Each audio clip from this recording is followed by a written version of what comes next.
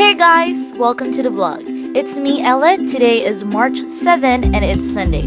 We'll be talking about the Filipino values and moral development, which mainly talks about the strengths and weaknesses of the Filipino character. So without further ado, let's get started.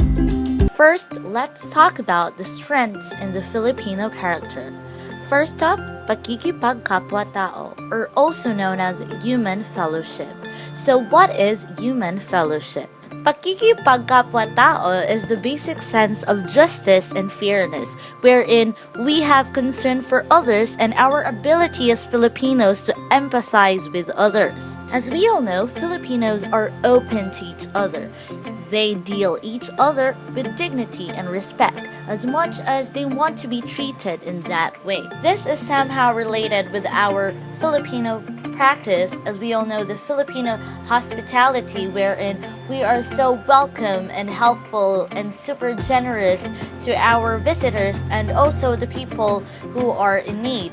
Or pakikiramay and the practice of bayanihan or mutual assistance. It is a famous trait of the Filipinos to help one another. Next strength would be family orientation.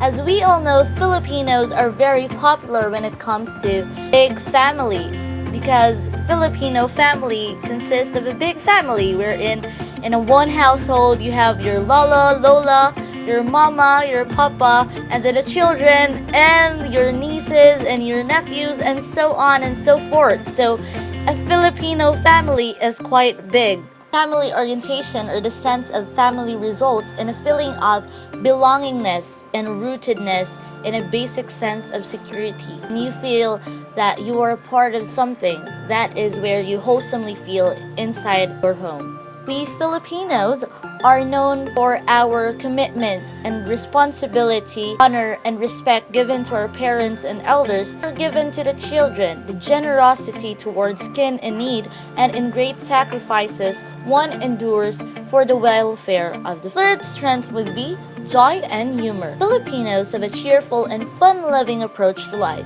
even to its ups and downs and whirls and turnarounds. Filipinos can certainly joke their situation that we are in is part of the Filipinos' coping mechanism. We laugh at those we love and at those we hate, and we make jokes about our good fortune and definitely in bad ones.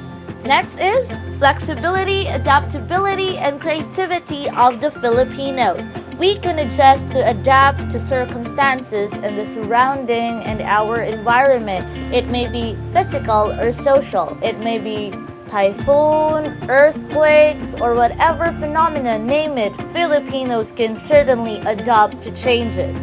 But I'm not quite sure with other changes that others are trying to say, okay?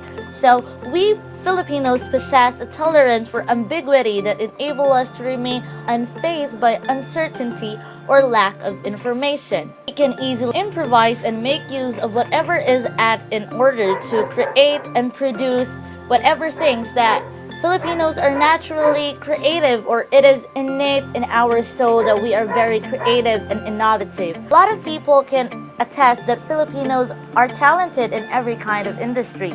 This can be seen through the rise of many potential businesses in the country. Remember how President Duterte supported the talent of our local artists and gave them a chance to be credited in their own field.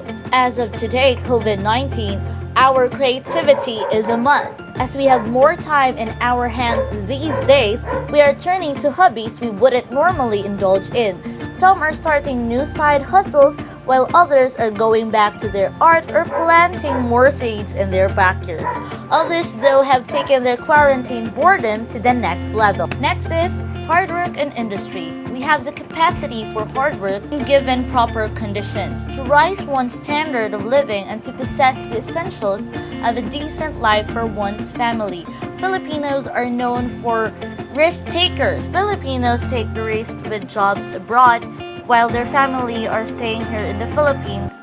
They're really compassionate when it comes to helping their family and earning more money for the betterment of their family. Next is faith and religiosity. The Filipinos are one of the most faithful people in the world. Whatever our religion is, We remain faithful and we don't lose hope for a better tomorrow. Our faithfulness and hopefulness keep us kind, positive, peaceful, and determined to achieve our goals no matter how impossible they may seem. This reflection of the Filipinos' strong faith in God are seen in their various practices. Next is ability to survive.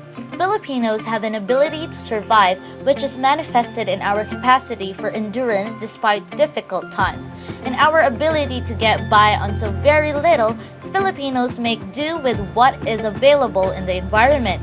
Garbage scavengers in the impoverished Manila area of Tondo are not looking just for the reusable goods among the rubbish, but increasingly for the food to feed for their families. Survival instinct is related to the Filipinos' other strengths, a basic optimism, flexibility and adaptability, hard work, and a deep faith in God. It is manifested in the millions of Filipinos who bravely live through the hardest economic and social circumstances. We Filipinos are durable and resilient when it comes to facing whatever problems it may be, or whatever phenomena we may face, or whatever viruses or whatever diseases that may come into our lives. Filipinos are the best. Next is weaknesses in the Filipino character. First up, extreme personalism. Extreme personalism. Filipinos view the world in terms of personal relationships and the extent to which one is able personally to relate to things and people determines our recognition for their existence and the value. Personalism is also manifested in the need to establish personal relationships before any business or work relationship can be successful. Extreme family-centeredness. While concern for the family is one of the Filipinos' greatest strengths, in the extreme, it becomes a serious flaw. Excessive concern for the family creates an in-group to which the Filipino is fiercely loyal, to the detriment of concern for the larger community or the common good. For example, political dynasty here in the Philippines. In Arab's case, Arab or Joseph Estrada is once a president in our country, and his sons are part of the political system in the Philippines wherein they run as senators, mayors, congressmen, councilors, or whatever position it may be in the government. But I don't know if it is for their own interest or for the common good. I will not say anything about that issue. And because of this extreme family-centeredness, members of the family tend to rely on their parents, which is not good enough because the children should know how to stand for their own. They should know how to build up their self, not just by relying for their parents, because at the end of the day they should learn to be independent and they should learn to stand on their own 2 feet. Next is lack of discipline.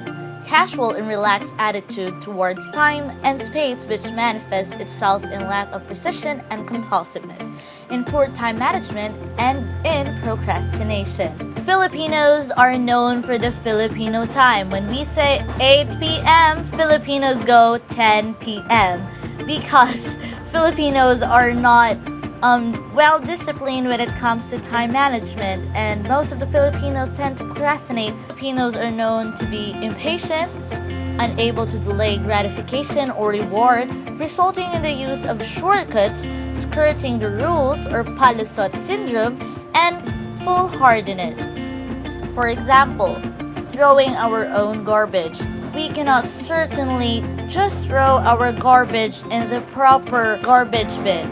And that is a sad fact for us Filipinos because we tend to pollute our oceans, lakes, and other forms of water resources. Our lack of discipline often results in inefficient and wasteful work systems, violation of the rules leading to more serious transgressions, and a casual work ethic leading to carelessness and lack of follow-through. Positivity and lack of initiative. Generally passive and lacking in initiative, strong reliance on others, high tolerance for inefficiency, poor service, and even violation of one's basic rights. Because Filipinos are impatient and long-suffering or matiisin, to easily resign to one's fate. There is strong reliance on others. For example, we certainly rely our economic growth or on our situation to the government or to our leaders, to the things for us related to our need for a strong authority. Colonial mentality. Filipinos have a colonial mentality which is made up of two dimensions. First, lack of patriotism or active awareness or appreciation or love of the country, the Philippines. Second is an actual preference for things foreign. Instead of loving our own products, Filipinos tend to buy foreign products such as US made, Thailand made, made in Korea, or in any other parts of the country instead of buying our own products. It's because we were once colonized by the Americans and they have certainly influenced us in many ways when it comes to food, clothing, the ideologies. Next is Kanya-Kanya syndrome. Filipinos have a selfish, self-serving attitude that generates a feeling of envy and competitiveness towards others, particularly one's peers who seem to have gained more status or prestige. Last but not the least, lack of self-analysis and self-reflection. In the face of serious problems, both personal and social, there is a tendency in the Filipino to be superficial and even somewhat flighty in the serious face of problems. Filipinos lacks when it comes to analysis or reflection. Joking about the most serious matters prevents us from looking deeply into the problem. There is no felt need to validate our hypothesis or explanations of things. Thus, we are satisfied with superficial explanations and superficial solutions to the problem. So that's it for today. Thank you so much for watching. Hope you learned something from me. Don't forget to like, share, subscribe, and click the notification bell for more updates and for more upcoming videos. Bye! Take care, everyone!